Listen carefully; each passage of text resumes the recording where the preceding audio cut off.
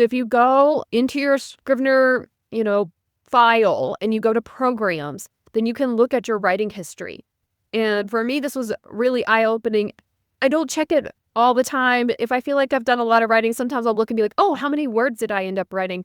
Especially if it's across different, areas of the book. It's not all within one particular scene for me to easily see. And so yesterday I ended up doing almost 1,500 words. And at the top, it tells you what your average is, So you can look at average by month, or you can look as just overall. So I can quickly see that overall, when I sit down to do a writing session of any length, it isn't length specific. I'm usually writing, I think it was like 675 words, right? And that was really good information and data to know.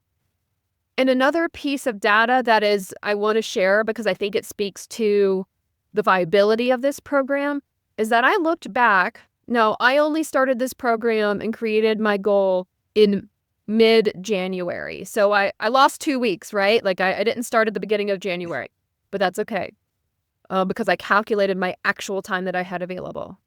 And what I saw is that I have already done 7 days of writing since the middle of January. I looked back at the last 4 months, guys. I looked from September, October, November, and December. I wrote none in December, 1 day in November, 1 day in October, and a handful of days in September.